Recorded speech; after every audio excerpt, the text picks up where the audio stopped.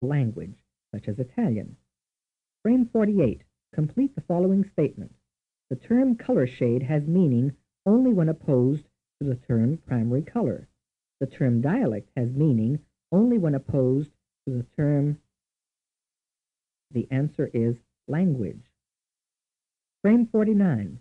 Is the shade of scarlet more red than another shade of red, such as rose? The answer is no. Frame 50. Is the Florentine dialect more Italian than another Italian dialect, such as Neapolitan or Venetian? The answer is no. Frame 51. Are scarlet and rose two forms of red? The answer is yes. Frame 52. Are Florentine and Neapolitan two forms of Italian? The answer is yes. Frame 53. Is the shade of rose ever referred to as red? The answer is yes. Frame 54. May the Neapolitan dialect ever be referred to as Italian? The answer is yes. In the 14th century, many Italian writers wrote in a style which was characteristic of their own dialect. One such writer was Dante Alighieri, born in Florence in the region of Tuscany. Frame 56. What was Dante Alighieri's dialect of Italian? The answer is Florentine or Tuscan. The works of Dante gained such prestige that his style was imitated by other writers of his day. Consequently, his dialect, Tuscan, gradually came to be a model of speech and writing for many Italians. Throughout the centuries, great writers, university professors, and other learned Italians have agreed to use Tuscan as the basis for a kind of Italian that has come to be idealized by many. This type of Italian that one has attempted to teach in schools and which is represented in traditional grammar texts will be referred to here as Idealized Standard Italian, or ISI. Frame 59. On which Italian dialect is ISI based? The answer is Tuscan. Frame 60. Is the kind of Italian that has generally been taught in schools based on Tuscan? The answer is yes. While based on the Tuscan dialect, ISI is not wholly Tuscan.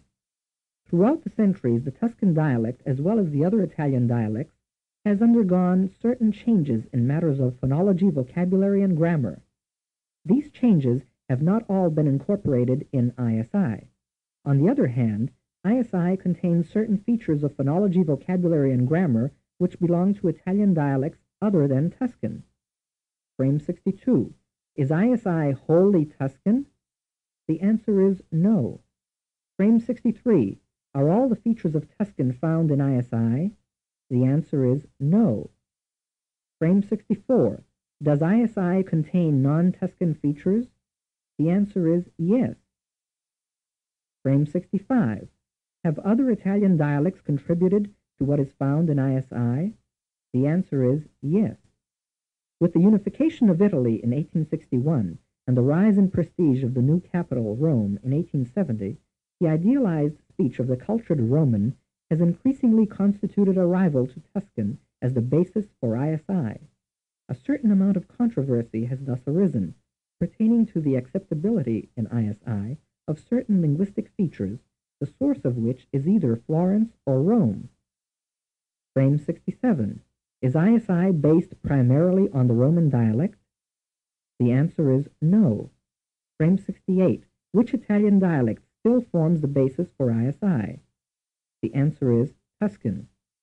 Frame 69. Are features of the Roman dialect of any importance in ISI? The answer is yes.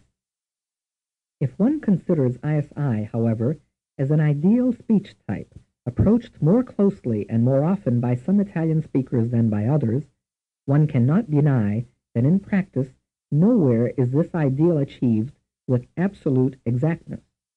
Frame 71. May ISI then be said to have any real native speakers? The answer is no.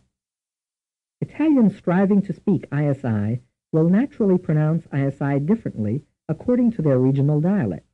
These various pronunciations, together with regional features of vocabulary and grammar that may appear in the speech of Italians, in reality constitute different types of speech. Frame 73. Some of these Italian speech types are accepted as standard by most educated speakers of Italian. Others are not so accepted. The accepted types constitute what is here referred to as Practical Standard Italian, or PSI. Frame 74. Which is only an ideal, ISI or PSI? The answer is ISI. Frame 75. Which, on the other hand, is real, ISI or PSI? The answer is PSI. Frame 76. You would expect an educated Italian, then, to speak which of the two, ISI or PSI? The answer is PSI.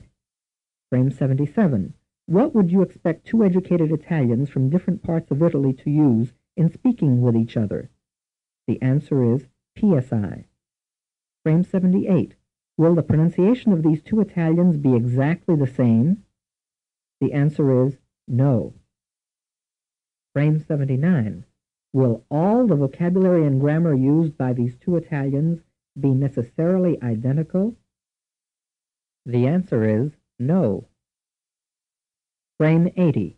Consequently, would you call PSI A, one dialect, or B, various kinds of speech? The answer is B. Frame 81. Is PSI accepted as standard by most educated speakers of Italian? The answer is yes. Frame 82.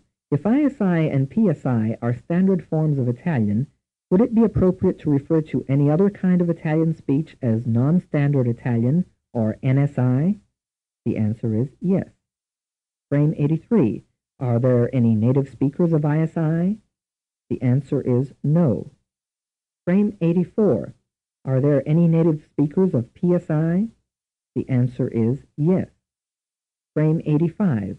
Are there any native speakers of NSI? The answer is yes. Many Italians grow up speaking two forms of Italian, one classifiable as PSI and the other classifiable as NSI. Thus, although a person from Genoa and a person from Bologna, for example, might have difficulty communicating with each other in their individual brands of NSI, they can easily communicate by using PSI. Italian speakers, like speakers of other languages, are often worried about whether a certain linguistic feature is good or bad, correct or incorrect.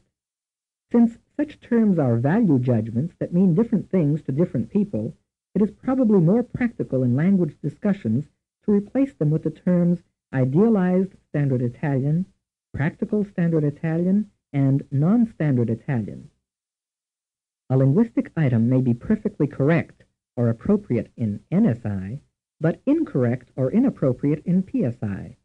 Also, something may be correct in PSI, but not in NSI. Instead of the threefold distinction of ISI, PSI, and NSI, many Italian speakers make only a twofold distinction. For them, ISI and PSI are indiscriminately referred to by such terms as Standard Italian, Italian, or La Lingua.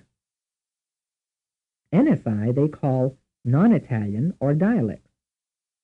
The preceding exercises have attempted to show that every Italian speaks one or more brands or dialects of Italian.